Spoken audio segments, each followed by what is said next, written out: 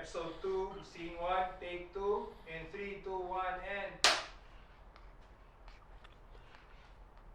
What's the weirdest thing you did to get a girl's attention? Oh no, we're not gonna start like this. I may have recited something straight out of Game of Thrones and spoken in Dothraki. Wait, dude, that's very recent. No, not really. Kasi Game of Thrones parang wala pang 5 years. Season 1 was a long time ago. Oh, to be fair, oo. Yeah, it was like 13, 14 years ago. Okay. So I wasn't that old. Okay. Yung sa akin kasi, ganito. Whether you're competitively casual or a scrub with allegedly pro moves, we got the podcast for you. Epical glory!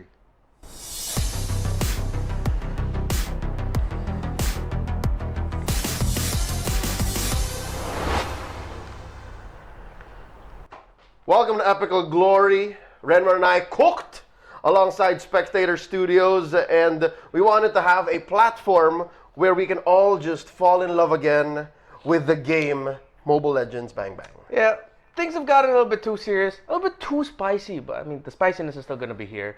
But this is a different take on MLBB. The esports side, the gaming side. Really, we just want to have fun. Kind of be stupid sometimes. Everything in between. So I look forward to the episode wherein we actually tackle our listeners' bebe time stories. Like, legit, I think some people have fallen in love via MLBB, not with MLBB. That's proven. There's like millions of gamers who play ML in the Philippines. Pero alam mo, yung nakahanap sila ng, what? I'm one of them. I mean, technically. Right? Oh, yeah! Right? Yeah, I'm an yeah. MLBB love story, so that could be like episode 6-9 or something. Oh, nga pala. I'm like, oh yeah, okay. Anyways, for those of y'all who don't know exactly who we are, my name is Leo Kubangay. I've been a MLBB shoutcaster since 2019, full time now. 2019. Oh, so we started the same year. About ikaw tail end. Yeah. You started at the start of the year, like around February, March. Yeah. I started November, Yeah, December. that's when I stumbled upon your studio as a talent manager. It's like, literally, the story was, he met me through my car door. Yeah, it's like, It was like, I remember, it's like I think you were still wearing a sando or a flannel. Because you didn't put the flannel on yet. Because at first I thought you were like, are you actually going to work for me on a sando? And then eventually you put it on, but like, hey, I'm Leo. Like, no hey, one told me kasi to wear a suit. No one told me to bring a suit. To be fair, yeah. I was talking to you through like Wolf and stuff. And Nomad. Yeah. So that's me. Full time since then. The rest is history. Never look back. I've been working in MLBB esports since 2019, and I've been trapped. It's not that I can get away. I'm literally stuck here for probably many years in my life, but I'm happy about it. Yeah, by my choice. I'm stuck here by my choice. Happily stuck. Happily stuck. That's the best way to get stuck sometimes, you know. A shared space of Renmar and I in the MLBB esports world is storytelling. He took the more scenic route as an analyst. Yeah. I took more the anchor play-by-play. But sometimes they throw either of us in the same pit anyway sometimes. Yeah, I think we're very flexible, like not only physically, but like with what we can do on broadcast. He's the more flexible one, like physically. Anyways, today's episode is all about the team stories in M6. Yeah. On paper, there's 23 out to compete, including the wild cards. But here, we're going to focus more on 2 from the wild card, personal picks of ours that might go through. Yung mananalo, yung sure na, well, medyo sure. Yeah. Na baka lumusot to the main card, and then the 15. So we actually have very different approaches for this, because when we were talking about our idea for this episode, like, we wanted you to be able to listen to it and think, ooh, maybe I'll check out this team. Like a pitch. It's like a pitch. So if you're new to MLBB esports, or maybe you just need a refresher, because we have some fans who literally don't watch until the internationals. True. Or only just catch the playoffs or the grand finals, and then they'll watch the internationals. Actually, maraming ganyan. There's a lot of people who just watch, it's like, oh, it's the M series again, let me see. Yeah. It's the same with wrestling. Like, sometimes, you know, You just come in for the pay-per-view. you just check in and like, oh, I didn't know this team was strong now. Yeah. Yeah. Yeah. So that's the approach for this one. I think we talked a little bit about like how we approach this. We're very different in Yep. how we talked about the teams. Yep. So let's just jump right into it. First up, let's talk about the 8 teams in the wild card. So as of recording, the very first episode of Epical Glory, the wild card is currently ongoing. Yep. So there's already some teams who aren't looking so good. They've lost a lot of their best of 3s, and some teams are actually doing really well. Some teams are confirmed almost to be in the decider, meaning the top of their group going into the best of 5 to qualify for that one slot. So let's run through the 8 real quick. I don't know how to say their name, the one from China. They're the second best team from China. DFYG. I keep messing up the. I don't know if it's Dianfeng Yao Guai or Dianfen Yao Guai. My SocMed team, Yeah. my graphics guy, they actually put the whole name. Oh really? I didn't even try because I was afraid. Yeah. Hopefully it's Dianfeng Yao Guai. If I got it wrong, I'm very sorry. Yeah. There's also the Mongols coming in from Mongolia. The ones who beat out IHC. I didn't think it was possible. Like, not this soon. We got some interesting takes. I mean, by the time of recording this, like the wild card is running, and I just want to say, I hope for more from the Mongols. Yeah, because at least it's their first outing. We hate to be so mean to them or to be so mean-spirited, pero when you look at IHC or Little Gun, even when they were Little Gun, you already saw that, oh, there's a dog in them. Yeah. There was a dog in them. Yeah. Although to be fair, the games that they played, you saw that dog in them. I just thought they'd be more dominant. I saw the Granger in them. The Granger, the Granger in them is definitely there. Already. But we also have coming out of the wild card. Direk, sino ulit? Sino pa mga nandyan? I can bring Fireflux. Fireflux. I mean, Ulfenar? Yeah, that's one of the bigger names. Yeah, that's one of the bigger names. We'll talk about them in detail. So Yeah, that's pretty. There we go. Oh, Nightmare! Yeah. Let's talk about Nightmare. Nightmare out of Laos, representing the MCCM. We casted over their matches. The qualifier. Yeah. Well, something happened to them. Like something incredibly terrible happened to them earlier in the wild card game. But I'll just leave it at that. So if ever you listen to this episode and you're wondering what I'm talking about, just watch it. It was sad, dude. In Tagalog, nabugbog sila. Not in a fun way. Okay. Out of the Mekong region as well, the eventual champions, we got Legion Esports. Ooh. It was fun casting for Legion Esports. Like It was. Renmar and I covered that grand finals. They were formerly known as Xeno Zenith. Yeah. And the centerpiece to this squad is my man, Joe. They call him Joe. Call him Joe, but I don't know. I feel like they went into this and they sort of overthought it. Joe feels different, or how they're playing feels a little bit different. I feel like everyone is trying to grow while Joe is stuck just being Joe. Really, I felt like the opposite. It felt like the team is trying to grow that they forgot who they are. Okay, so we're not seeing Joe God. Yeah, it feels like an identity crisis for Joe God. Yeah, that's hard because he's the centerpiece, and we expected so much from him. Yep. Sadly, but we mean it in the best way. Like, we want to see this region grow. Yeah. Gusto natin makita na, countries like Vietnam, Brunei, Laos. Yeah, everyone in the Mekong River region. And like I want to see Thailand come through sometime. yeah, Timor-Leste competes through that tournament. Yeah. So yeah. So they carry that banner. But anyways, we covered Derek, sino pa ang natitira sa wild card? GK. Oh no, sorry, they're not Yeah, a wild GK's card there. team. GK's there. Oh yeah, they are a wild card team. GK's yeah, there. GK. The runner-up from MPL MENA.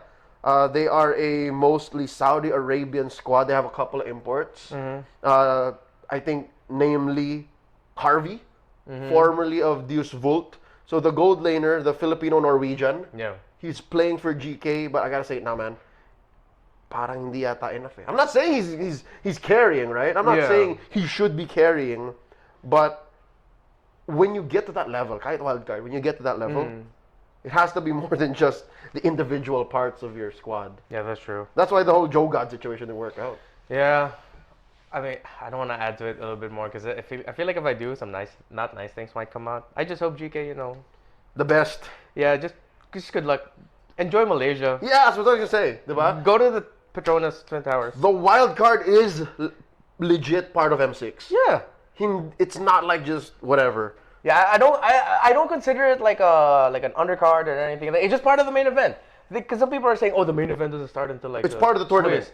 But it's part of the tournament. To It's me, real. it's still part of the main event. It's an M series. You made it there, It's real to me. and that's all that matters. Yeah. What is the truth, but how you understand things, right? Exactly. You're allowed to have opinions, and if they're wrong, that's okay too. There is no absolute truth. Well, there can be. You know that will just go, this will go everywhere. Yeah. I think that's it. I think we can now get into like one more team. There's one more team because there's 8 here. Sino pa yung direct? Just the last one. That's my call. So there's Ulfednar. Yeah. Is that 6 already? Did we talk about everyone? Can we run the 8 back again, please? Yeah. Just show that up. We did talk about everyone. Yes, we did. Akira. RQ Akira, how could I forget about my Irmaus? Yeah. The GOAT. The Luis. GOAT Cabral. Oh, I thought. Wait, is the goat Cabral for you? No, that's his name. Oh, really? Cabral is GOAT. Oh. Yeah. Wait, seriously? I didn't know That's- that. yeah. That was literal. Yeah. I don't know. What do you in what's your Portuguese. read? They're doing good in the wild card, at least. Yeah, I think my read for them is I wish they were a bit more dominant, but at the same time it's expected. Because I think they were vocal about how they're still adjusting to the return of assassins. Struggle teasy. Struggle teasy is it's a good way to put it for Yeah. them. But I feel like, they should be able to make it to the last 2. Most like probably. I don't know, dude. Nah, it's iffy. They're sharing the wild cards in groups alone with either Ulfednar or sino ka group nila? Can we whip that up? Because the that's how this format works, by the way. So the bottom is group. No. Can we look at Liquipedia? Go to the M6 Liquipedia, Yeah. please. The way the wild card works is 8 teams split into 2, and then you play a BO3 Swiss with your group mates. Yeah. Top makes it to the decider best of 5. Yeah. Wild card. Yeah, we can scroll down to the wild card. And then there's a group. There we go. RQ Akira is in the same group As Insilio. as Insilio. Pre kayo, Insilio, Legion, tas Mongols na eliminate na. They're good as eliminated, yeah. Yeah, pero I feel ko kaya eh. Kasi Akira, Insilio. Okay, all right. Nothing against RQ, all right? There's my Irmaus. I love them to death. But again, tama kayo. I agree with you. Struggle teasy. Yeah. You can tell. You watch their games. They're struggling, right? Clearly. Yeah. Insilio is not. The times that Insilio lost, either nagulat sila or they were just also playing along. Yeah.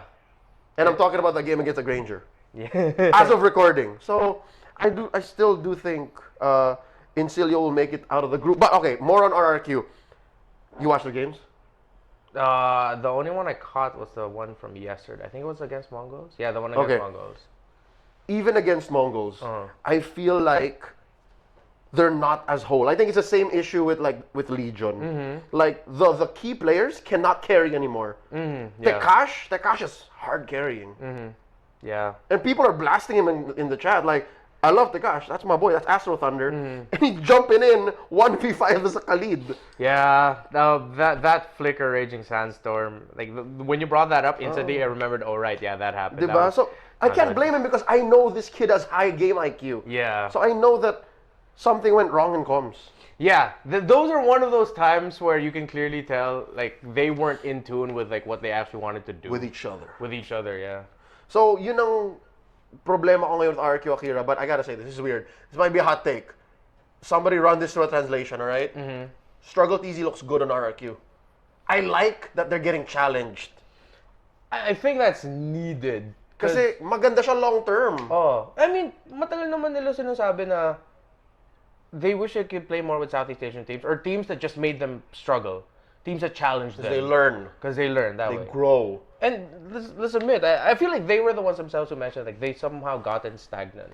Yeah. Kasi sila yung top dog sa Brazil and tagal eh. In Latam for a long, long time. Yeah. I think for the better part of 3 years. Yeah. What are you gonna do? 3 years na ba kayo lang yung malakas? Hindi pwede yun. So, I'm happy for them, and as long as the org doesn't let go, and I'm pretty sure there's very little reason for RQ to let go of this Brazilian squad. Yeah. Still brilliant. They should be fine. Yeah.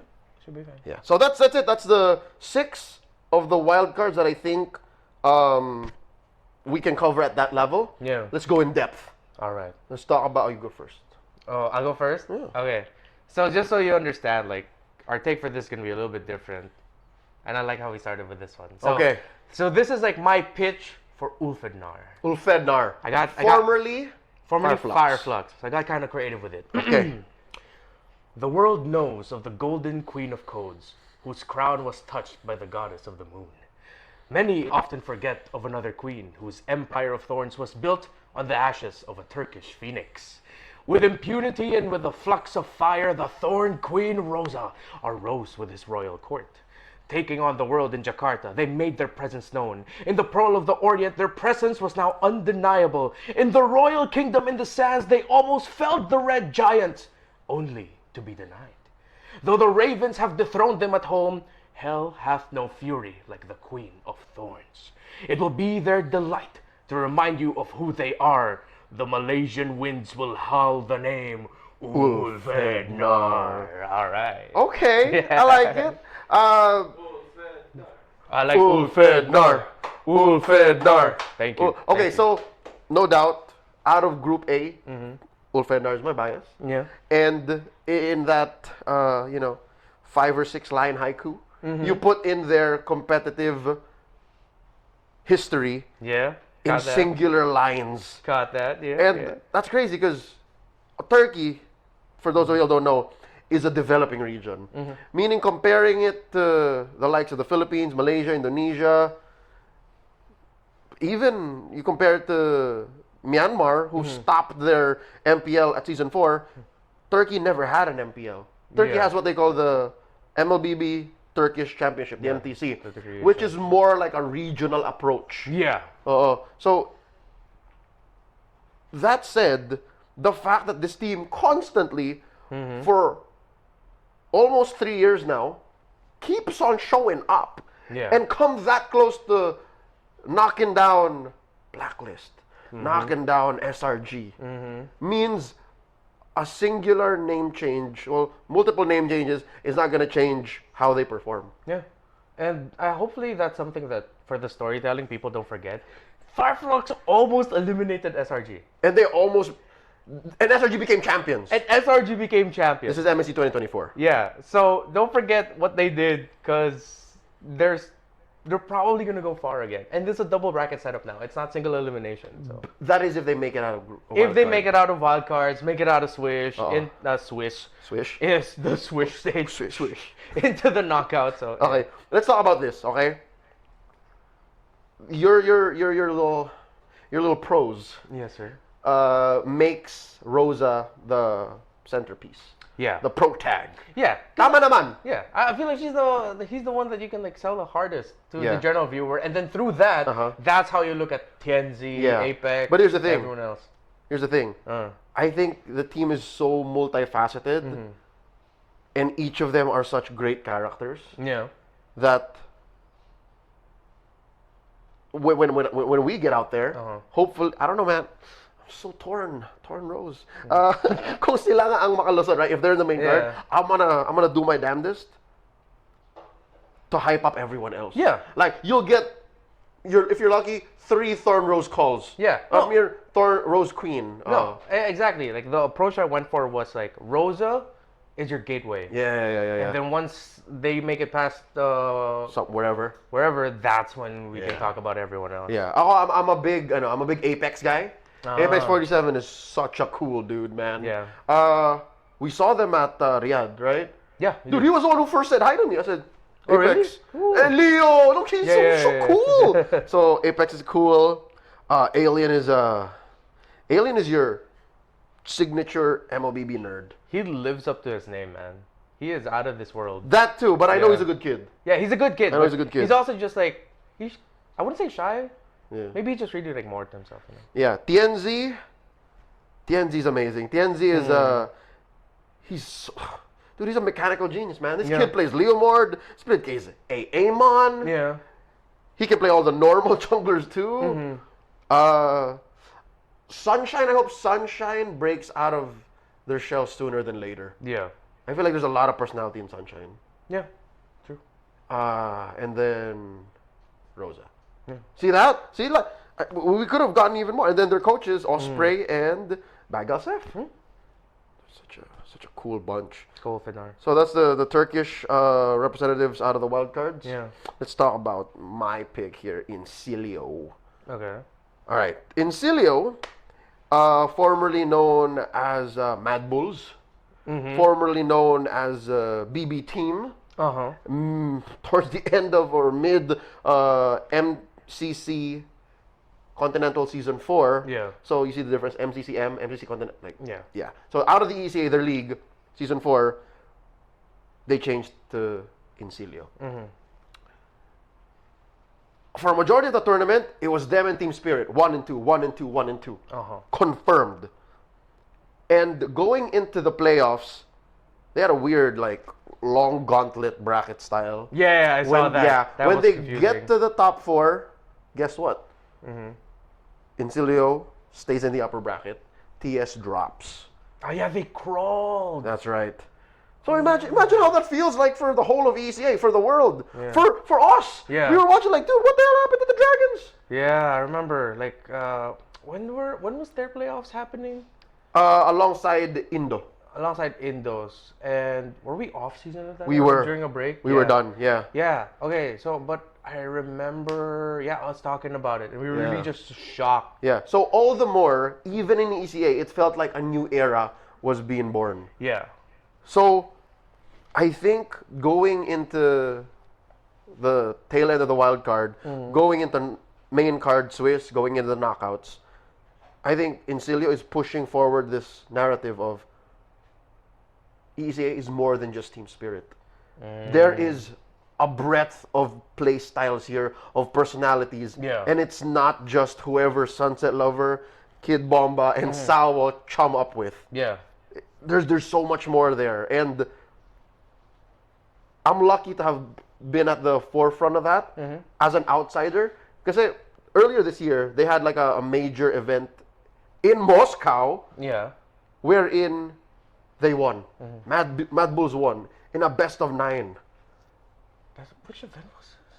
I think it was a Bet Boom Rise of Legends or something. The second or third of its kind. Yeah. Okay. Yeah. They okay. went best of 9, beat Team Spirit. Oh my God. So to me, I forgot about that. yeah. And I met them at Supernova in Kazakhstan. I immediately fell in love. So there's such a cool presence. Yeah. There's such a cool team to follow and watch. Because, all right, in game, compared to Team Spirit, they are a mid and jungle-centric team. Team Spirit is an XP mid-roam ran team. Yeah. Right? So for Insilio, you watch it, it's a more controlled style of MLBB. Okay. They pull out the Southeast Asian side a little closer. We'll cover more Team Spirit later, why this is such a big contrast. But that's in game. Out of game, I'll tell you this. ECA, they're a developing region too. But Insilio alone, those players, those 5, plus Harmony Soul, their manager, and I guess Coach G now, formerly of RSG, they're all journeymen.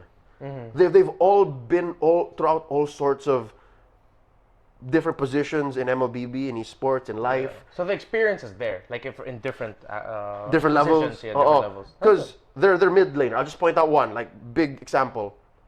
And they're gold laners. So yeah, they're my 2 favorite dudes. They're mid laner, Reaper. He's like 7'4", bro. 250 pounds. Reaper. Like everyone points Reaper out every time he's on camera. You don't have to point him out. Like he will point himself out. I'm Reaper. Yeah. So cool kid. Like he's 19 or 20 or something like that. He's that young? Yeah. And he's way bigger than Naisu. Yeah, this guy in the middle, right? Yeah, that's Reaper. Oh man. He's a cool kid. The man is a unit. All right, he's big, right? He's like 8'2", right? 320 pounds. I've traded blows with him holding my liquor. Wow. Oh, really? That was one of my bucket lists. I wanted to drink with these Northerners. Yeah. So, siya patulog na siya. I'm like, let's go, Reaper. And you just kept going and going. Yeah. Right. So, during that little tuffle, nakwento niya sa akin that he was a coach. So, he He was a coach for like one of the seasons of MCC, like season 1 or 2 or something like that. And then he came back to playing. Oh. So you know that this kid is legit. All right. So Ayun. I'm excited to, if ever he's on the Yeah. panel for an interview, I'm excited to share the panel with an 11-footer, dude. No, dude, what did I say? He's 9'3". 9'3", okay. Yeah, 9'3". so you be Specifically careful. 9'3", Yeah, so Okay. careful. So that's Reaper, no? Another funny cool dude is Don't. Yeah. Don't is their gold laner. Uh-huh. Between the move from Mad Bulls and their prior org, and then now to Insilio, to BB Team and Insilio, he was jumping roles. He was last seen playing XP. And then he finally He settled moved to on gold. Yeah. And then kinaya niya is this guy to the right with the Kimpi. You know that's a weird thing? Like, side laners have been switching more. The first high-profile one that we saw was when we get later to BTK was Fried Chicken. Yeah. Because he was gold and then he became XP. Their gold laner, BTK Zia, was a mage. And he was a mage. So it's like within those 3 spots, you see a lot of changes. KelVJ went from mid, now he's EXP Yeah. in DFYG. Yep. So, yeah. Yeah, so that's mainly one of the reasons why I love Insilio. And when you watch their game, it's sound. Yeah. I know all of this backstory, and their fans know this backstory. But when you watch them, they're like, I get how they were able to maintain upper bracket and give Team Spirit a run for their money. All right. Yeah. I like your take on Insilio because now I get like really we went into this with very different approaches. Yeah. So, my turn? I think we start with the main card teams now. Yeah. Direct sino una? BTK? Vamos. All right, you Okay. first, you first. Okay. Perfect, because the way we start with Vamos is when you see Vamos, right? Uh-huh. You notice something very different about them. They're not just a team. Look at this. Look at this alone. You don't know these dudes. You don't know these Southeast Asian hunks. I'm scared of them. I don't think... Okay, I feel like if you brought this up with Gideon LaFell, hunks is not the first word that's going to come to their mind. This is my vocabulary. This is my podcast. Okay, Have fine. them take it up with our producers. Fine, they're hunks then. Oh, okay. The word I chose. Anyways, Team Vamos, you see that, okay, they have charisma. Uh-huh. Made that thing. They have a presence, even in a static image like this. Yeah. And I isn't get that you. like one of the main problems you have with esports athletes? There's something you call the esports pose. And a couple of these gentlemen are actually doing the esports pose, but it doesn't look like they are. I get you. Lord Smooth, Chibi, they're doing the esports pose, but they carry it well. Yeah. And I think one of the things that really stands out with Vamos is, they're a Southeast Asian team and they're called Vamos. We still have to ask them Muy why. bien. How did they... Imagine if SRG changed to Muy Bien. Just a Vamos versus Muy Bien. Okay, no, here's the thing. I asked as many Malaysian friends as I had, why are they called Team Vamos? Did you get a Nobody actual told me answer? anything, No one bro. knows. No one told me anything. Here's the thing. This is a team that was formerly known as Homeboys. Uh-huh. Right? That's They were Homeboys. Homeboys.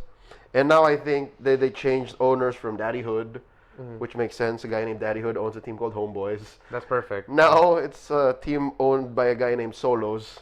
Solos. So Solo, Vamos. Vamos, you know what I mean? And it's interchangeable. Vamos, solo. Got it. So that's it. For a that's the main stretch. thing. Yeah. So the thing is, for those of you who don't know, Vamos, and even when they were known as Homeboys, they would be painted sometimes as lovable villains or anti-heroes. Whether it be through their antics on stage, whether it be through the way they play, they're heels. Uh-huh. So parang they're bad guys. Okay.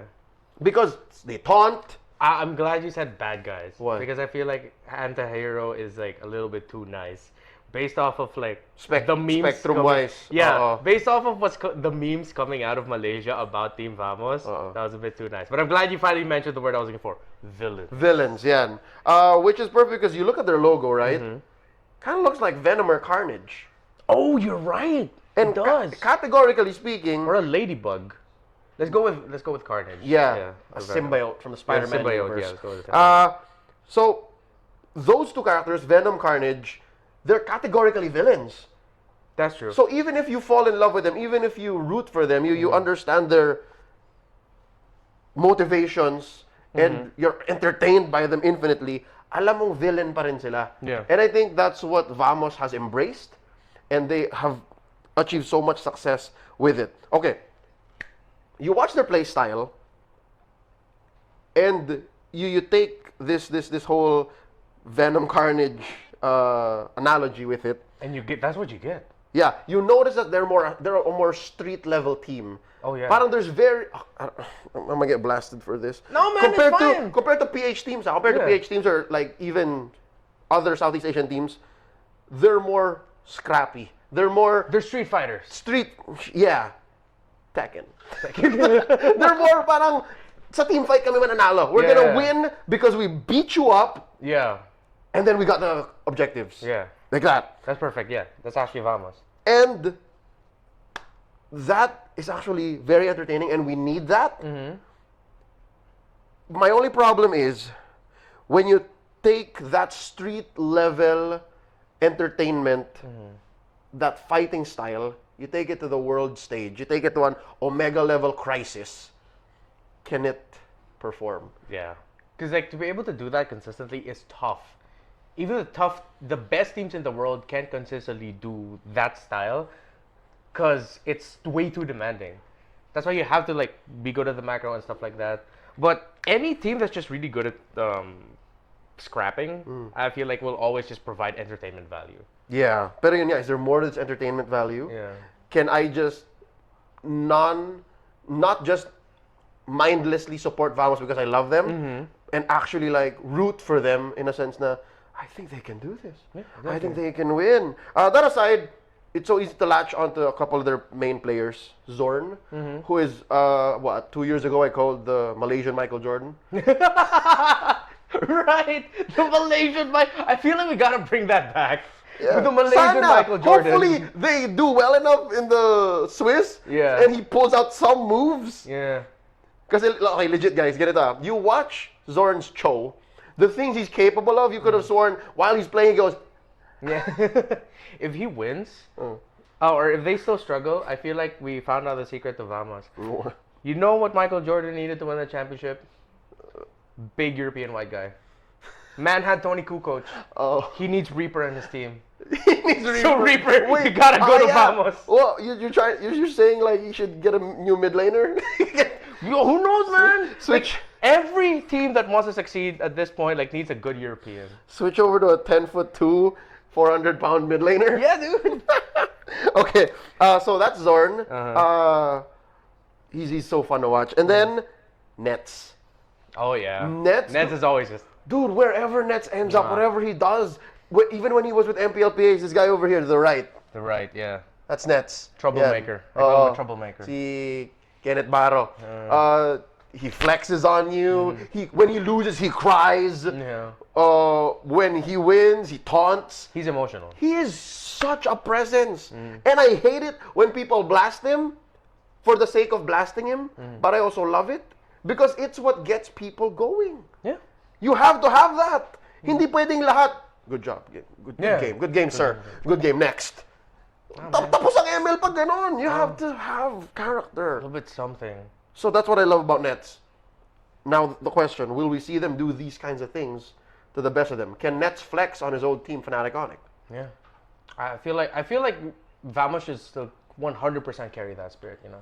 Win or lose. Win or lose, Big dude. team, small team. Go for it. Go for it. You're in home soil anyway, so yeah. That's my take Yeah. on Vamos. Okay. It's my turn. Go for it. So I got BTK. Another villain? Yeah. So I'll start this first off with a question. Leo, do you like Mobile Legends Bang Bang? I love it. I'm going to answer this next question for you. Do you like Grand Finals reverse sweep comebacks? Yes. Allow me to present the greatest North American sporting team since the 2015-2016 Cleveland Cavaliers. Kevin Love, Kyrie Irving, LeBron James crawled back to win the championship against the most unfair team in NBA history, 3-1. BTK won the North American MLBB championship down 3-0. Curry couldn't do that. I mean, LeBron couldn't do that. They may not be the team for everyone. The last time they made a splash was so long it might as well have been 7 years ago. I have a dream, and so do they. When everyone was saying, yes, we can, they answered the question of will Cloud9 choke with yes, they will. Zia, the overseas Filipino W. Shark, the greatest tank in North American history. 4th straight M Series appearance. Welcome to the Shark Tank. The young Colonel Fried Chicken. In my opinion, the second greatest modern day Korean athlete, second only to Hyung Min Son, Hoon. And oh, Captain, my Captain America in the jungle. Just like General Douglas MacArthur said, I shall return. And he did. He is MOBA Zane. This is BTK, and they will make America bang again. Thank you. Put up the eagles, the fireworks. BTK, BTK, BTK. Dude, I'm so American right now. Right? I'm so American. Dude, when I just thought of writing, it's like, how will I sell BTK? Analysis? Nah. No.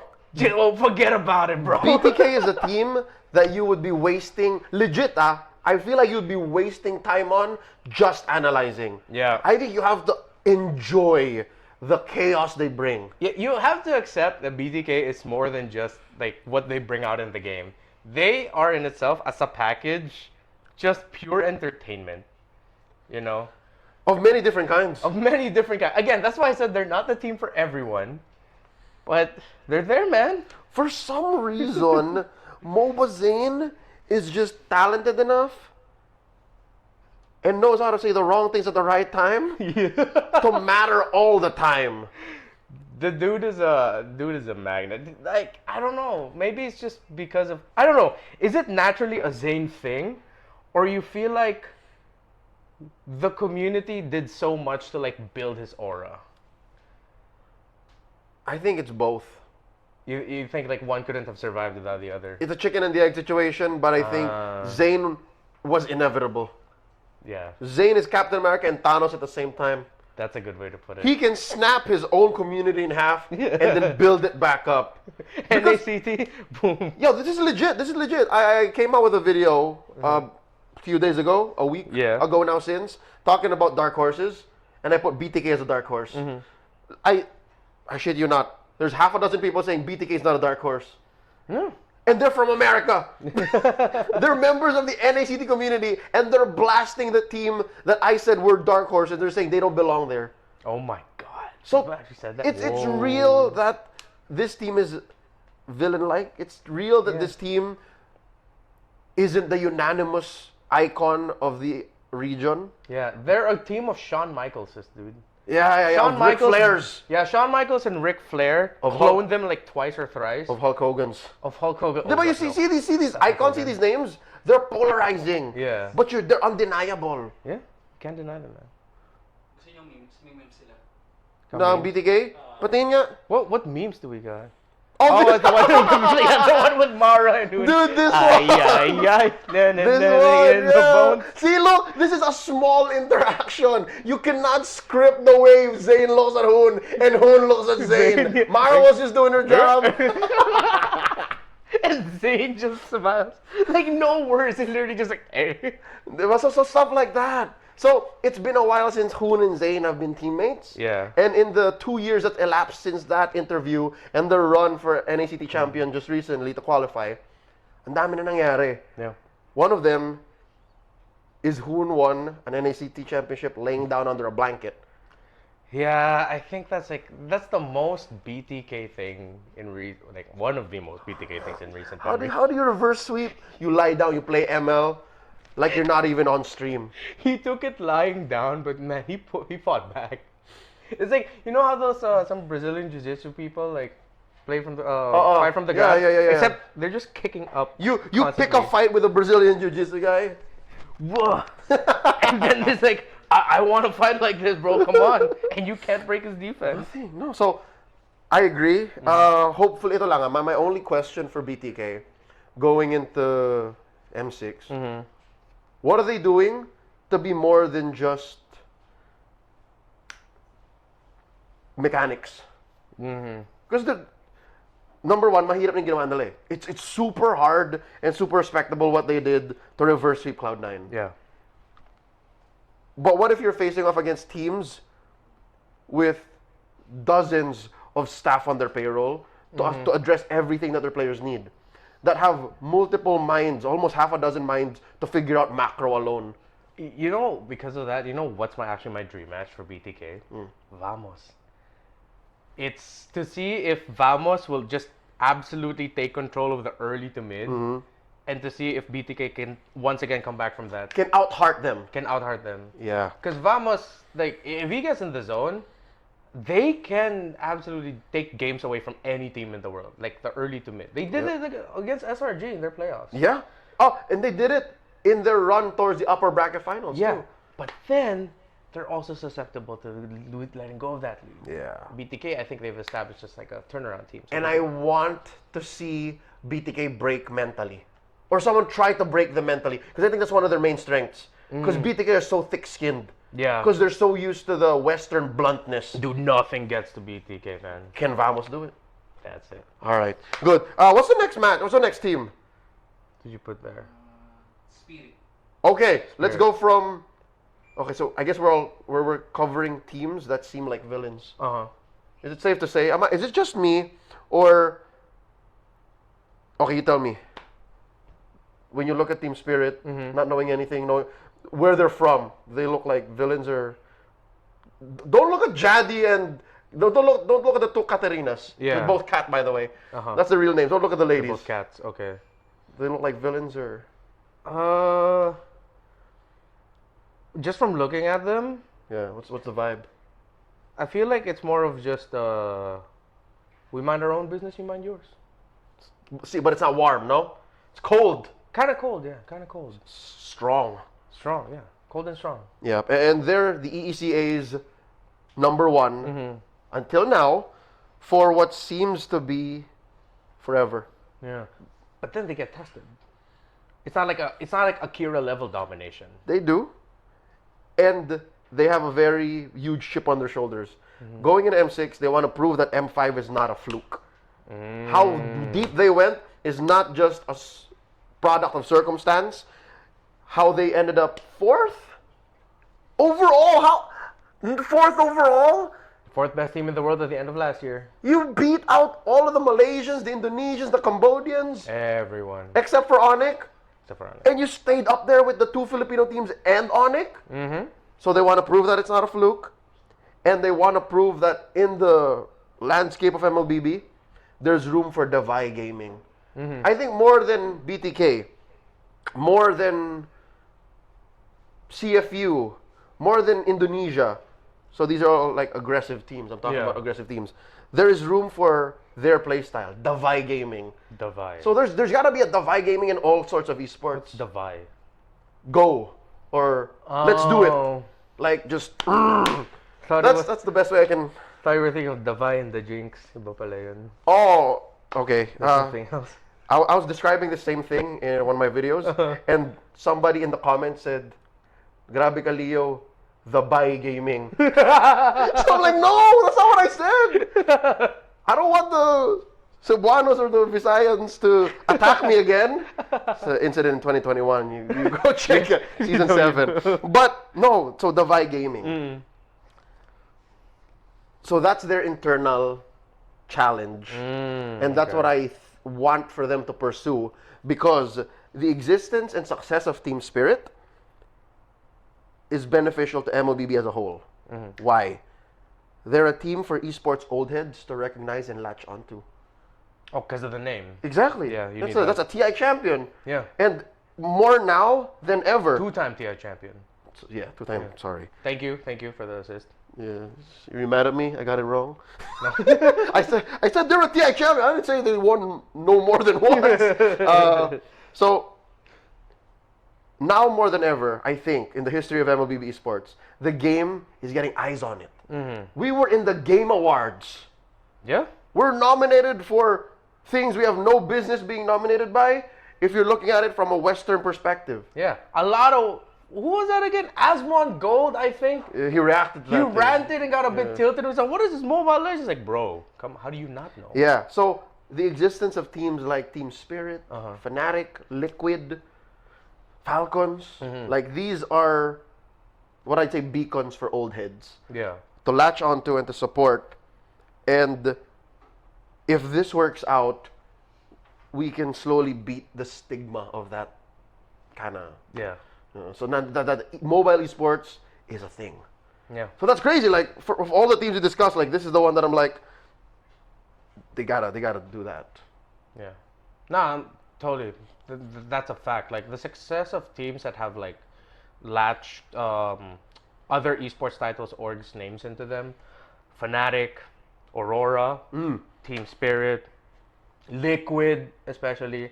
It's important that they do well in the international scene. Yeah. For that exact same reason. And that's just external, right?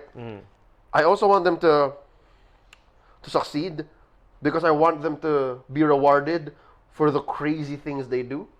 Because a lot of their runs, a lot of what they do is so entertaining. Again, we talked about Insilio and how they dropped, or how they stayed in the upper bracket and then Team Spirit had to crawl down. Yeah.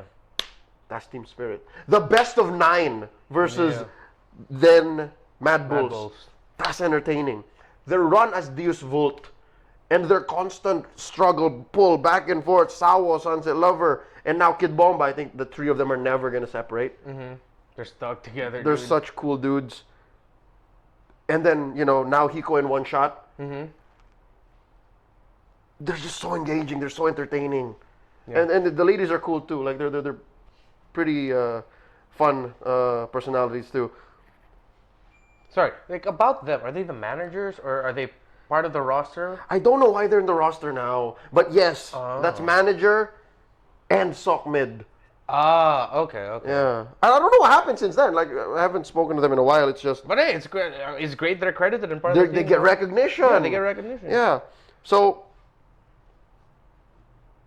those things alone, even if you're not an MLBB fan, are things to like really grasp.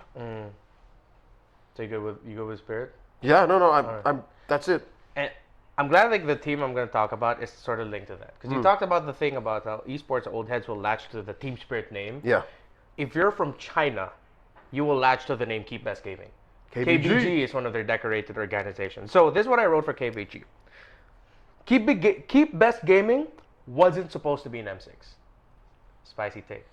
But let me explain. Okay. So I'm not saying that they don't deserve to be there. In fact, it's the opposite. This squad was tested by the universe. In the China qualifier group stage, they were grouped with a team that dominated. In the upper bracket quarterfinals, they won 3-1. But then, they had to win in 5 games against Yanfeng Yaguai and YBG, the team that dominated their group. They reverse swept the FYG. They were about to get the knockdown to the lower bracket. They went 3 games straight to win 3-2.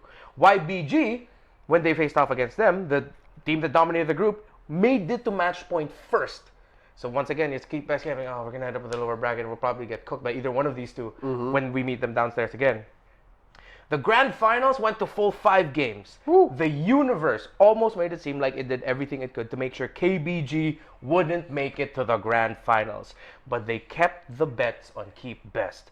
Our Kabayans, Tracy and Saxa, the KBG loyalists, Wind Return, CU, LMU, and Tides, they didn't fold, they called. They played their cards right. The house lost, and Keep Best Gaming won. Keep Best Gaming was second best last major event. Yeah. They couldn't make it out of the wild card. There was that. Now they're chilling. Yeah. Bing chilling. The big chill. They're just waiting. It's like, Yeah. how you doing down there, DFIG? Yeah. No, but DFYG going, oh, we're good. 2-0 so far, we're good. We're doing good. As of recording. As of recording. Until they meet Insilio. Yeah. Yeah, that's right. That's them, right? Is it in Silver or the other side? No, they're here. Oh, they're here? Okay, Oh, no. They're in A. They're in A. They're with Ulfanar. They're with Ulfednar. Yeah. Oh, no. Because the one with Insilio is Insilio, Mongols, Akira, Nightmare. Nightmare. Yeah. Excuse me, Legion. There you go. See? Legion. So there's no So Okay. up until that point, up until they raised that trophy, that golden dragon with a Dragon Ball M6 logo in the middle. By the way, cool trophy. So cool. I wish we went crazier with our trophy ideas, man. They're a growing region. They're allowed to do that. Yeah, They that's can do true. whatever they want. Up until that point, the universe did not want KBG No. in M6. No. And now man. there's nothing we can do. Yeah, literally, they were just like, we want to be here. We need to be so here. we're gonna fight for it, and they did. And I think their resilience and the fact that DFYG has kill, but at the qualifier, I don't think he was playing in the main. So that means KBG were stretching out the limits of their imports Yeah. because they were playing 2 and 3, right? Tracy and Saksha did so well to make the most of the global server. I think that makes the main difference. And I think it's going to be a huge difference because right now I think the timer has started.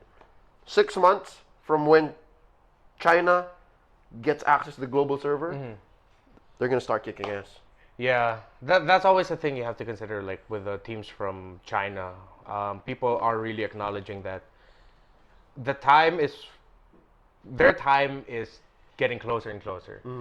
But I think at the same time,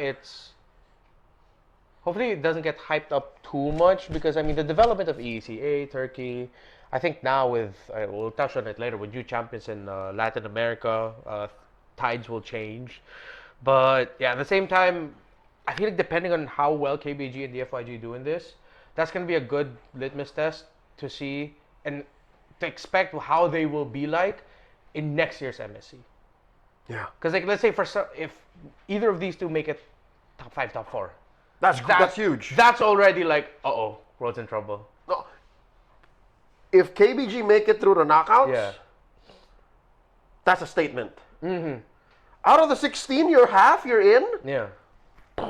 Yeah, because again, China generates some of the most talented esports athletes, dedicated, committed, yeah. in the entire world. They build them differently in China, like how they play. So I also like though that KBG, DFIG both acknowledge that we can't get to that level unless we learn from who we can get from other countries. Did you say the Philippines? The Philippines. Hey, There's Sasa and Sasa's Indonesian. Sasa Wait. and Long are kicking ass too. Yeah, Yeah. they're kicking ass. All right. Sasa's Indonesian. No, Sasa's Malaysian, bro. Malay. Sasa is Malaysian. Is he Malay? Yeah, he was a Malaysian import in the Onyx Indonesian team. Yeah, okay. He's a Malaysian Kage. Okay, sorry, I mix up that history. Yeah, but yes. I'm glad you remembered. Before someone yelled at us and told us that, hey, what are you dude. playing? He's Malaysian. Kai Bean is my man. Okay. All right, so that's KBG. Yeah. Who's next? Falcon. Oh, Falcon. okay. All right. Heads up. We got like 50 minutes left. We still got like a good amount of teams to go through. We can do this. We can do this. Gotcha. All right. So we just get so engaged, man. We get Yeah, so dude. invested. So KBG is a team that's on the rise. Falcon is a team that I feel like is constantly getting pulled down by the weight of their ecosystem. I don't think Burmese talent is getting the exposure that they deserve. Yeah. I think Burmese MLBB could grow so much faster, so much bigger. And Falcons in their campaign here in M6, or Falcon Esports, Falcon. Yeah. in their campaign here in M6, are Myanmar's hope. Yeah. I think if they go really deep, if they do well, I'm looking at like top 6. They can really turn the tides and get something established again in Myanmar. Yeah. Actually, that's something that I'm hoping for too. Because, I don't know, I feel like there's some unseen drama that we're seeing that's unfolding in... Within their... Yeah, within the Myanmar esports circle. Because I'm seeing like, side tweets. smear campaigns. Not really smear campaigns. Well- but it's like people just saying, let's just see an M6. Things like that. Oh, you've seen that? I've seen people say they don't deserve the slot. Oh, shit, really? Yeah. Damn. And I'm not okay. happy because I love those dudes. Coach Arzy's such a nice guy. Yeah. They perform so well. I mean, I love the other teams out of Myanmar too. Like we got friends in Mythic Seal. AI is great. The Ghouls are, a constant threat. They're an icon of Burmese esports. But Always there. yeah, Falcon Esports, man. If in NA, the whole BTK situation, like them being villains or like, some fans there not liking BTK, that's, to me, from where I'm standing, that's funny. But when fans from Myanmar hate on Falcon Esports, I think that's harmful. So I just wish they do well. I hope that they do well, Yeah. so that it's a proof of concept for the next MPLNC or a revived MPLNC? Because think about it. I don't know. I'm going to ask you guys. Out of Southeast Asia, in that region, based on gameplay alone and promise and potential in the international stage, who deserves a new league? It would have to be that region, really. What's next if not them? The Mekong? Yeah. I feel like Mekong needs a bit more eyes too. Like if they can develop a league. So hopefully Myanmar gets it back. Because like, I feel like after what happened in M2. Actually, no, even in M1. It's M1. Yeah. People have been like, Myanmar. Don't forget about Myanmar. M2. And then M4. Falcons still. Yeah. Right? What was it? They almost eliminated, was it RQ? Yeah. During that time, yeah. So that was a hot knockout stage. Yeah. Right? So that's me for Falcon. Hopefully, I wish him well. Yeah. Yeah. I think Twisted Minds. Is it me next? Twisted Minds? Are we next? Let's All right. go. Okay. This one's a little bit more dramatic. Oh, I like this. I know where you're going with this one. Okay. You either die a hero or you live long enough to see yourself become the villain. In MPL MENA Season 5, before MSC, they were the villains. Troll, Cuffin, Sanos, Sanji, Hoda, Tarzan, Coach Lyric even. Everyone in the roster, they talked a big talk. They knew they were champions. They played like it too. They swept the competition going into the grand finals. They won one game against Falcons, and then Falcons won the grand finals. 4-1. They won no games in the 2024 Mid-Season Cup group stage. You would think that the story of the villain ends there, but then they became heroes, with an unexpected hero leading the charge. Top 1 at the end of the regular Season 6, but Tarzan, their jungler, he was struggling to the assassin meta, man. Tarzan, the king of the jungle, what? They were swept by Falcons and sent to the lower bracket. In comes the Medjai. Hoda from Egypt. Hoda ones. The hidden pharaoh.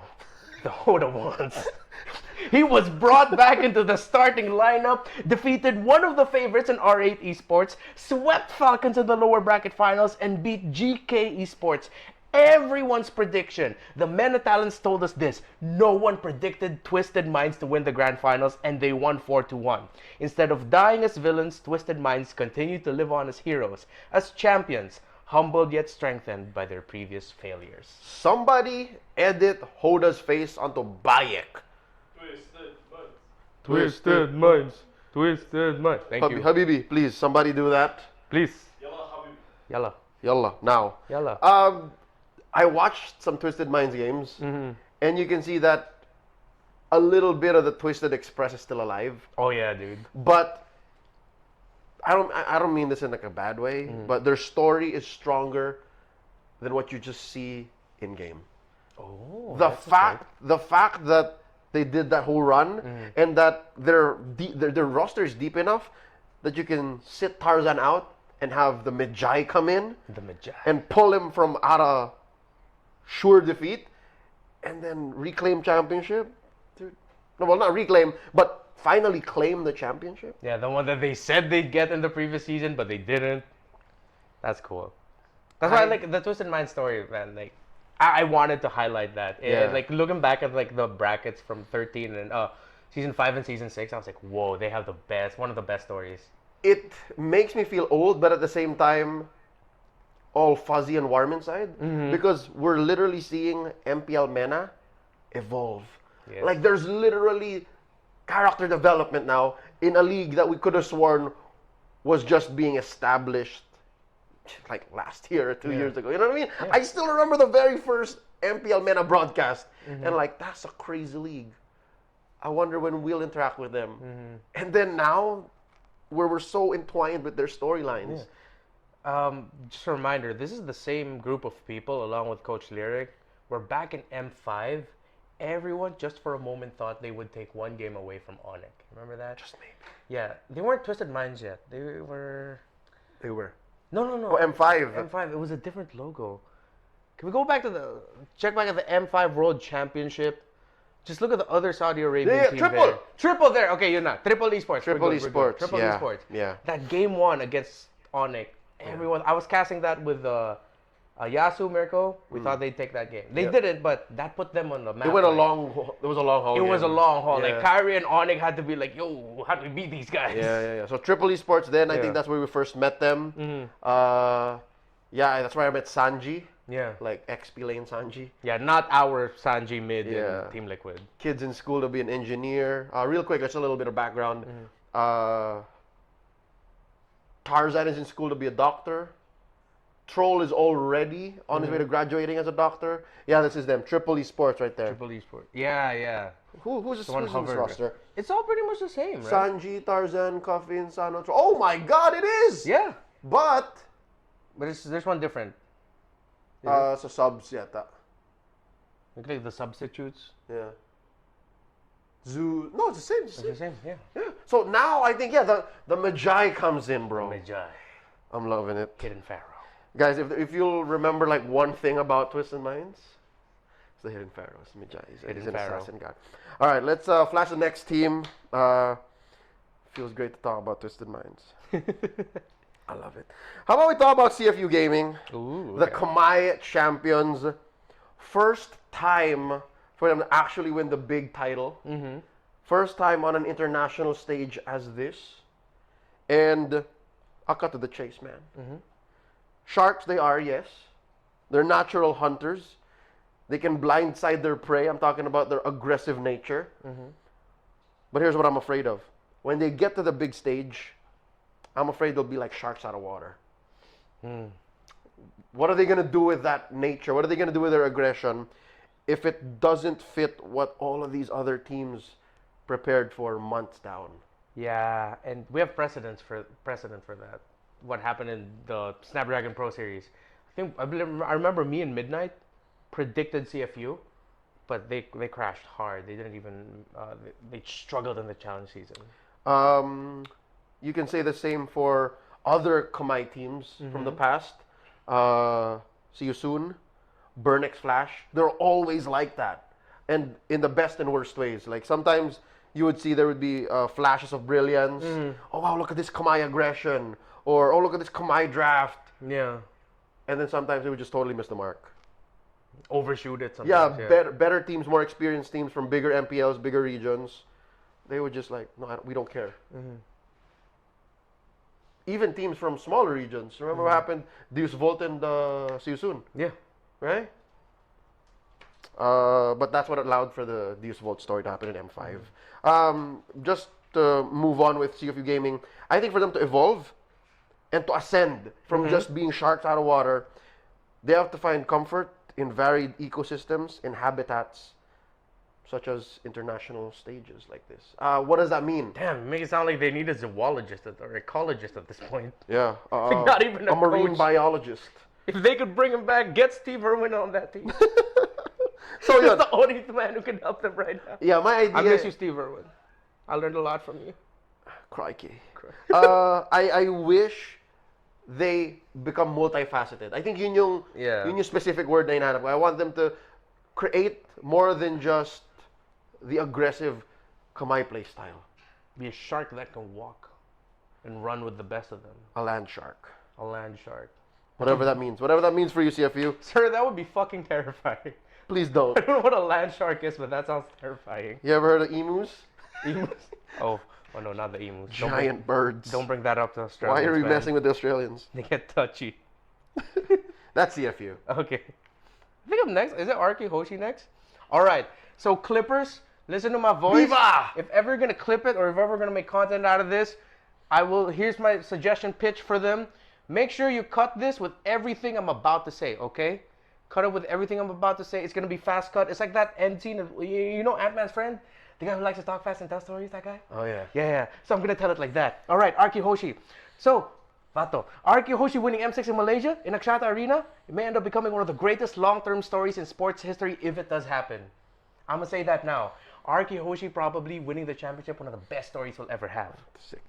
Yep. M1 World Championship. Arki Hoshi were up 3-1, but were then steamrolled by EVOS Legends in 3 straight games in Malaysia. They lost 4-3. M2 World Championship, they fell 3-1 against Brand Esports. M3 finished 5th to 6th, swept by Blacklist. They won their 4th franchise championship in 2022 Season 9, Pare, only to be swept by RC Philippines at that year's Southeast Asia Cup. Swept! After dominating majority of game number 1, they got swept. Their last big showing, M4 World Championship, was 1 game away from going to the grand finals in Indonesia, home ground. Everyone was an RQ fan at that point. Lost 3-2 to Blacklist in the upper, sent to the lower bracket, got whooped by Karatisi and Yawi in 3-1. Failed again by Filipinos on the world stage. MPL Indonesia season 11 and 12 finished 4th. Now, they finally make it back to the grand finals after going first in the regular season, and they did that by winning against Team Liquid ID 2-1 in the decider match. They meet again in the playoffs upper bracket finals. RQ Hoshi won 3-2, making it back to the world stage in Malaysia. They secured their M6 slot first. And in the grand finals, they lost 4-3. The MLBB franchise, nicknamed as the King of Kings, the biggest franchise in terms of fan base, hasn't delivered a trophy since April of 2022. That's why if Skylar, the RRQ veteran, the guy who went through all of the highs and lows I mentioned, plus more, somehow leads a duo of MPL Indonesia rookies and Rins and Idok, a long-time presence in the MDL and off-season tournaments for EVOS and Sutsujin, who, by the way, is also an MPL ID rookie because his first MPL experience was in Malaysia earlier this year, and Dyran, who only made a positive name for himself. He was a bit of a meme before, sadly. This season, if Skylar can lead the way to a world championship for RQ Hoshi in the same arena they lost at 4-3 in the first world championship, I hope you can see now why I think it could be one of the greatest long-term franchise stories in sports history. That's RQ, baby. The fact that Thank you. I Skylar love you, is Sai. now the veteran just shows how long it's been that RQ had a drought. I remember 2021 M3. Skylar was one of the youngest members of RRQ. Yeah, He was OHEB for RRQ at the time. Yeah, he was the rising hotshot. Yeah. He was a sky prince. He was a prince. Now he's a king. That's how long it's been. That's how far of a journey he's taken. And the kingdom is taking another journey back to Axiata. I don't know why a lot of our bits on Indonesian teams have to have a disclaimer. Yeah. If they make it to Axiata. Oh, that's true. They gotta go through Swiss. And they gotta go through the early knockouts before they even make it to Axiata. Because we don't go to Axiata Arena Until the last 2 or 3 days. Yeah, lower bracket semifinals, lower bracket finals, grand finals. So they have to make it at least securing a top 1, 2, 3, 4, top 5 to 6. Because lower bracket top semis, 6, right? top 6 onwards. Yeah. So you have to survive Swiss, and you have to. Just to put this into context, the last time we had an international event that had an interesting group stage, Indonesia did not make it through. MSC. Right. Onyx and EVOS did not make it. So there's a lot There's a lot. on the kingdom here. Not just because they're an Indonesian team, but also because of the drought. Yeah. That's crazy. And that's the story of RQ Hoshi. That's the story of RQ Hoshi, and it's just perfect timing to follow up with the Indonesian champions. Let's talk about Team Liquid ID. All right. With all the baggage and how heavy that epic was about how potentially RQ could make sports history on their pilgrimage back to Axiata, it's a little more optimistic from my point of view for Team Liquid ID. I'm going to keep it simple. It's a fresh start for Indonesian MLBB esports. Facts. They're carrying the weight of 5 years of MLBB esports, wherein their country was once called the Mecca. That's where it first boomed. EVOS Legends won the World Championship on behalf of Indonesia. It was the first country versus country grand finals in the history of our league, of this tournament, of the M Series. And who's carrying the brunt of that right now? The Indonesian champions. First-time champions. New names, new faces, new gameplay. In the history of MLBB esports, especially Indonesian MLBB esports, when was the last time you heard of a team that can both trade, play macro, play the brawl server, meta, and draft like madmen. Yeah. I think for basketball fans, the best way to understand Team Liquid Indonesia is Magic Johnson's rookie season, wherein they got Kareem Abdul-Jabbar just a few years before. Seemed like they had a missing piece. Suddenly, in comes Magic Johnson. Kareem gets injured, even though there was like no injury story here. But eventually, they win the championship in Magic Johnson's first season in the NBA. That's Fabian. That's their jungler, Fabian. In wrestling terms, they're Brock Lesnar. Oh yeah. He's very young. He's like 280 pounds. Yeah. 6'3". Dun, dun, dun, dun, But he can dun, dun, moonsault. dun. Yeah. And no one has expectations of him except for those who listen to Paul Heyman. Because he's a Paul Heyman guy. And this guy says, this is the next big thing. Same with Team Liquid ID. The world is saying they should do what Fnatic on it could not. RQ hasn't won hasn't won a major tournament in a while. They can. They're a 350-pound team that can moonsault. I can play Eudora in mid Yeah. and win. And win. Yeah. All right, so I like that. that's just Team Liquid ID. Quick sentence just to show you how how important and how significant their journey is in M6. The weight of Indonesia's MLBB future is on their shoulders, Yeah. and they are the youth. They're literally some of the youngest players in the league. You know what's interesting about that though, real quick? Team Liquid ID may be going for, let's say they end at 5th to 6th. Respectable run. Rookies. All good. You know, you guys, thank you for doing your best. You're champions. We still love you. RQ Hoshi, anything short of making it into the grand finals, I feel like might actually be, yo, RQ, what's going on? Even though they have like a slightly similar story. They also have like 2 rookies in there. Yeah. So it's like, I think it's the weight of the RQ Hoshi name. Well, for Team Liquid ID, It's heavier. It's weird. yeah, it's so weird. It's a much heavier responsibility. But while for Team Liquid, it's more of like they have a bit more leeway. That's why Yeah. the perspective changes suddenly. You're looking at it from a blue tinted glass instead of the gold, the more wary gold Yeah. of RRQ. You know. Yeah. That's the 2 Indonesian teams. Quick time check. How much time we have? 15. Okay. Hard fire through this. So we're at 11th now. Okay. We Cool. can. Yeah. Bam, bam, bam, bam. All right. So I think it's my turn. Yeah. Maycam. Make 'em. All right. Let's go to Let's Latam. visit Latam. Okay. So here's their story. For 2 full years, the Brazilian squad of RQ Akira won every major trophy in Brazil and Latin America.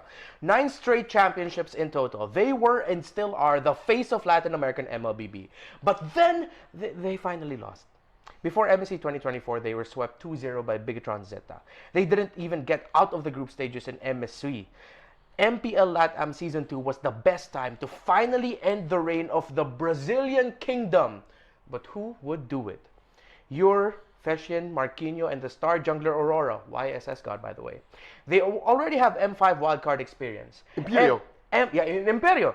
MSC experience too when they competed under Entity 7. They plucked a young roamer out of nowhere in Super Nahuel, and with him rose to Latin American MLBB legend as the team that finally swept the Brazilian Kings as Argentina tangoed all night long with Maycam Evolve's victory.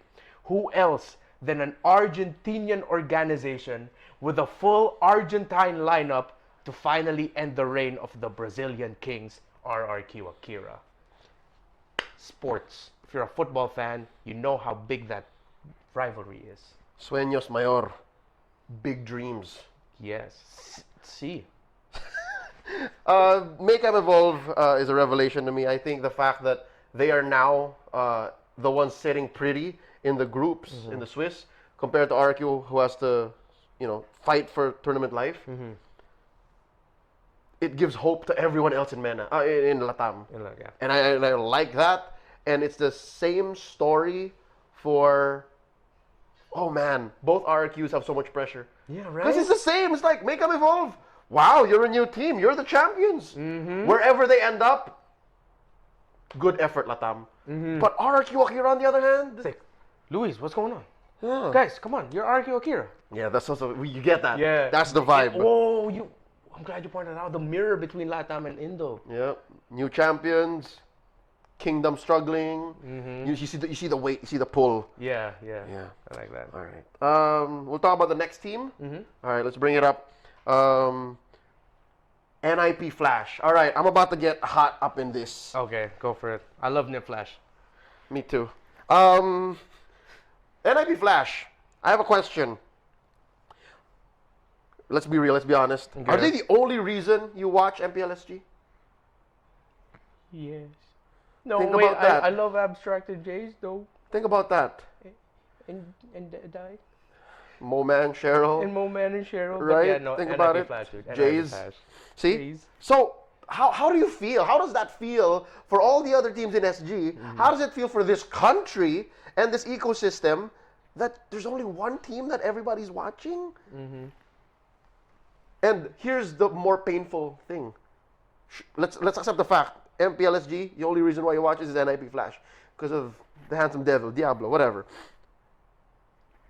They turned MPLSG into their playground. Let's be honest. A lot of what they did there, even the casters have told me, I'm sure they could have done better, man. I'm sure they could have played cleaner, but they still win. Yeah. That's the situation. MPLSG, their own league, is their playground. The international stage, on the other hand, is their proving ground. They do their best. They play out of their minds. They would wow us. They would sometimes do great things. In the last MSC, they actually eliminated and dropped Homeboys. Yeah. But my question, when will they graduate from the proving grounds? When will we ever say they did good? Because now, still, it's a hot take to say, let's say they make it to knockouts. NIP Flash will beat whoever they face in the knockouts. To me, that always will be a 50-50. When was the last time they were ever the advantaged team? Because even against Homeboys, I shoot my shot. I wasn't so sure. I just wanted to say something spicy for my prediction video. So I just said, yeah, I feel like NIP Flash will. And then went 5 games. Yeah. See, so that's the dilemma for NIP Flash. I hope it doesn't get to the point where all of the uniqueness, the craziness of NIP Flash is read by other teams. I hope it still stays as NIP Flash are crazy and weird and the world still doesn't know how to deal with it. That's the best case scenario. Yeah, that's what I want. Yeah. So hopefully Singapore gets its due and NIP Flash kick ass. Yeah. Well, I think up next, SRG, is it? All right, SRG. They have failed as individuals again and again, but together, mortals turned giants are now invincible. The legendary words of Malaysian caster Gideon Q as Selangor Red Giants defeated then-reigning world champions Falcons AP Bren in 7 games to win the first ever mid-season cup. A minute or so later, Mirko would say SRG are truly special. From MPL MY Season 13 to their crowning moment in MSC, SRG did not lose a single series. They were invincible. In the Snapdragon Pro Series, Team Liquid PH and Falcons AP Bren took turns taking down SRG in their home ground of Malaysia. Here come the doubters. In Season 14, they lost 1 series in the regular season and were knocked down to the lower bracket after losing their playoffs opener. Shout out Todak. They had to crawl to become back-to-back champions. An SRG-coded Team Malaysia roster flew to Riyadh, still with Filipino coach Arcadian analyst Aurora, and became world champions for country. Now, Selangor Red Giants has a chance to do it for the club on home soil to solidify the MY era and become the first team in MLBB history to complete the immortal run. 2 MPL trophies, the Mid-Season Cup, the M-Series World Championship is the only thing that's waiting. They were invincible, but can they become immortal? SRG. What a run. Got some Malaysians in the room. Yo, what a run. I think it's good that they sometimes stumble. And the fact that their stumbles aren't lethal show promise in their longevity. Yeah. I think Coach Wynot said it best for Fnatic Onyx PH. They had to lose and be tested by Aurora to that extent for them to be a little bit more confident going into M6. That 7-game series. That's 7-game series. So for SRG, it's the Filipino tag team Ropa-Dope. yeah. They got beat up at SPS. yeah. And what was their other loss? Oh, how they were dropped by Todap. Todap, yeah, 3-2. That was a crazy moment when Yeah. they got dropped in the playoffs. So I know exactly what makes SRG tick. Mm-hmm. And I believe in them, and I fully acknowledge their victory at MSC and at IESFWEC. Mm-hmm. But is it weird if I sit on the fence? If I'm not like, SRG. I don't know. I get it. I acknowledge their strength, yes. But, I don't know, it's weird. It's just, You're not like a full SRG believer just yet. No, wait, you're a believer, but you have one foot outside of the car door? What? sure. Because there are times when you ask me, Fnatic Onyx versus X, or, you know, Yeah. like, in their heyday, Uh-huh. I wouldn't have thought twice. But now, going into M6, I'm a skeptic for SRG. Is it weird that I'm saying this before we fly out and I step on Malaysian soil? I mean, you know, might- it should be okay. It should be okay, It right? should be okay. I don't know, man. I feel like Uh-huh.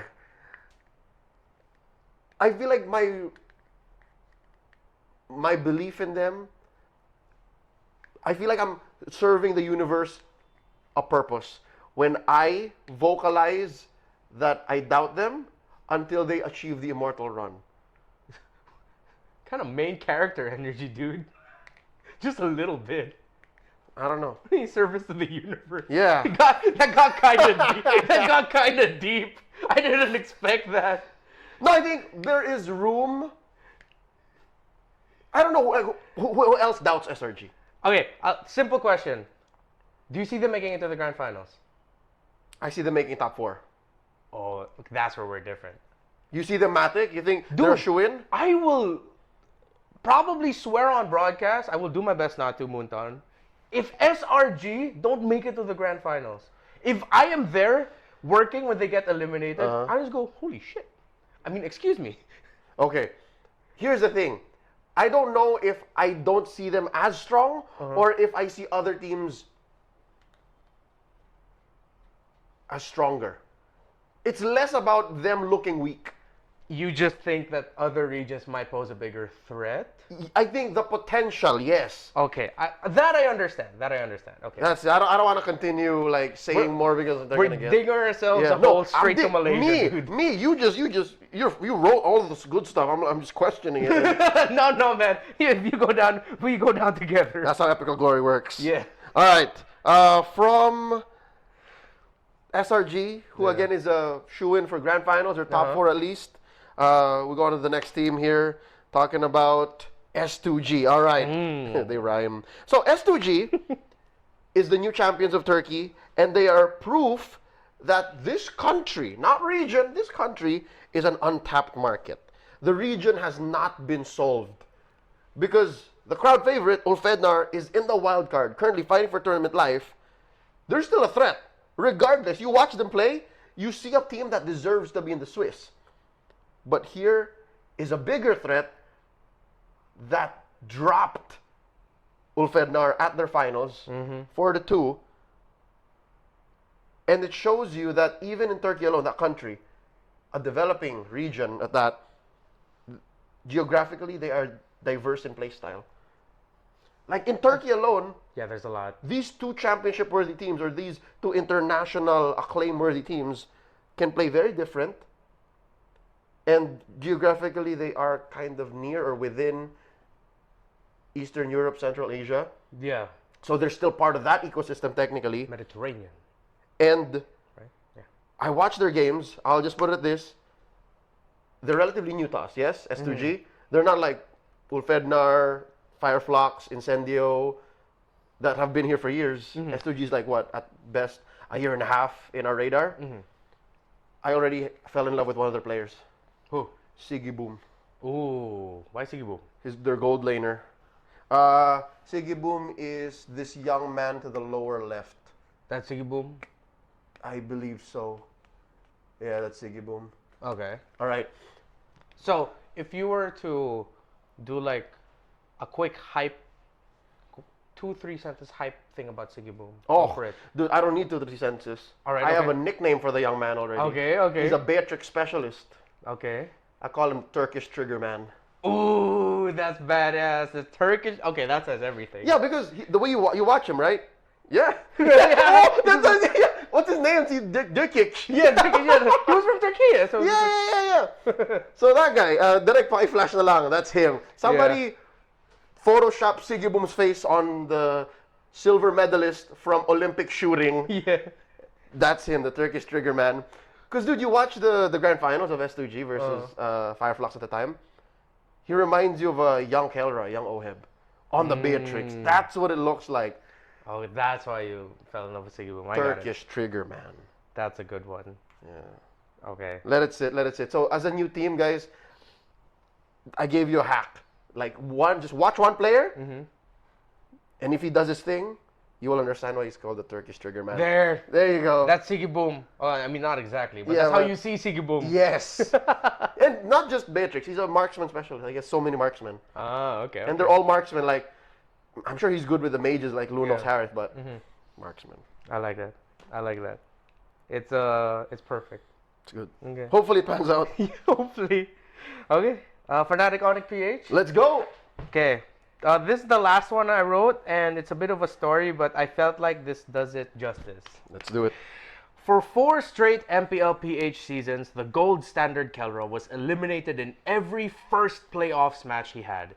Season 13 was probably the most heartbreaking, as that version of Fnatic Onyx PH went 7-0 to start the season and looked poised to be at least a top 4 team. Eliminated in his first playoff series yet again. No one expected Fnatic Onyx PH to have the season 14 that they did.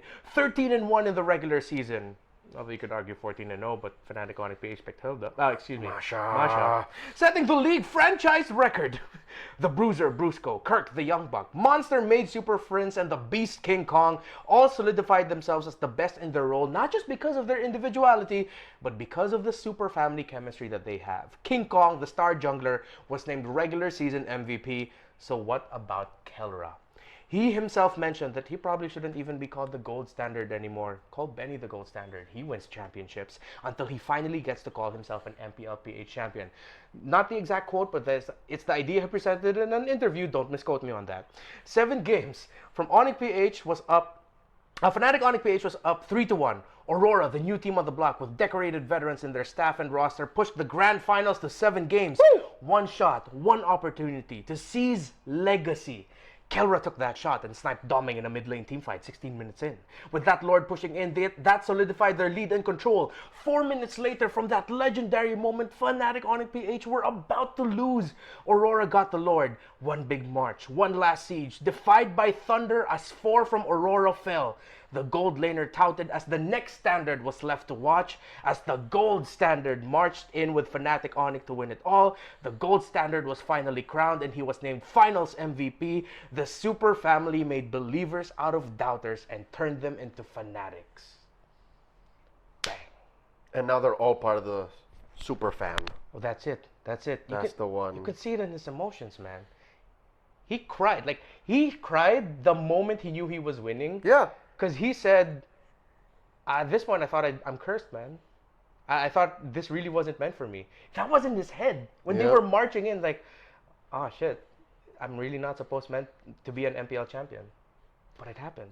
I didn't think it was going to happen until it was there. Yeah. I was also in disbelief. Yeah. Dude, I remember watching from the back. You were casting that with Naisu. Yeah. We were close to the Fnatic Onyx PH side. And the fans, a lot of them are already going like, it's done. Yeah, mid game 7. Yeah, some were looking ready to stand up and just start going. But, man, they turned it around. Fnatic Onyx, their rise and their eventual claiming of the throne, to me, felt like, all right, this is going to be a cheesy-ass quote from Fault in Our Stars. Okay. It's like falling asleep and falling in love. At first, it happens slowly, and then suddenly at the same time. Right? So, you see them go from 1-0, 2-0, 5-0, 9-0, 10-0. Holy shit. Here we go. 12-0, 13-1. Sure. And then they did not drop a single game in the brackets. And I'm like, yeah, whoever they have to face in M6, I feel sorry for y'all already. And then, that's the slow part. And then suddenly, I tell you now, as that clip was playing with the final moments, I don't even remember what I was saying. I don't even remember what Nysa was saying. I just blanked out. And I'm like, in my head, wow, shit, finally, Keller's a champion. Shit. Yeah. Like that. Like when as this video is playing, I'm pretty sure my brain went into autopilot. And it just, my mouth said what we planned to say or what was the right things to say, but emotionally, I was in shock. That's how heavy this was. Yeah. Womi, I felt like had because Womi was casting the Filipino broadcast in this one, and I feel like he had like extremely genuine, I can't believe I just said that reaction. When they were showing Keller crying his eyes out, finally winning the championship, he just screamed out, his voice cracking, "Sa wakas! Kampiyon na si Keller!" Yeah. His voice, like, he broke, dude. I think that's what a lot of us felt. Yeah. Deep inside. And from the other side of this debacle, from the other side of Fnatic Onyx rise to immortality as Filipino champions, the flag bearers of the new age, who brought them to the limit, who forced them to ascend to godhood like this. Aurora MLBB, the newest team on the block. They are, how do we say it? They're a perfect blend of old and new, with representatives from every single era of MPL Philippines. Holy shit, you're right. From Deckstar season 1 and 2, you have season 3 and 4 onwards, Edward. Yeah. You have season 5, 6, Renegade. 7, 8, Demon Kite. Edward was around 5. Yeah. But I think for 1 to 4 around that time, Deckstar, like the oldest generation. You could mince the details. Yeah. But from every single era, It's covered. it's covered. Yeah. And they're still here, and they don't show any signs of slowing down. If anything, they hit a new stride. And then, with that kind of experience, they proved that it's possible to reinvent yourself and to even reinvent a whole metagame. A whole new way of looking at the game, studying it, preparing for it. Because Aurora, for that grand finals alone, prepared like no other team. Oh, yeah. More than their game, their prep is what forced, in my opinion, Onyx to go that far. And it's weird because I keep saying Aurora is a team that has no haters, but I'm pretty sure they're out there. What Aurora did as the newest franchise of MPL Philippines, they proved the doubters wrong. They did it on the biggest stage of them all, and they took pictures while doing it. So, no, like they immortalized it. Like you can't believe what we did in season 14. Watch us do it in Kuala Lumpur. Yeah. I feel like there's a argument now going around that Aurora is.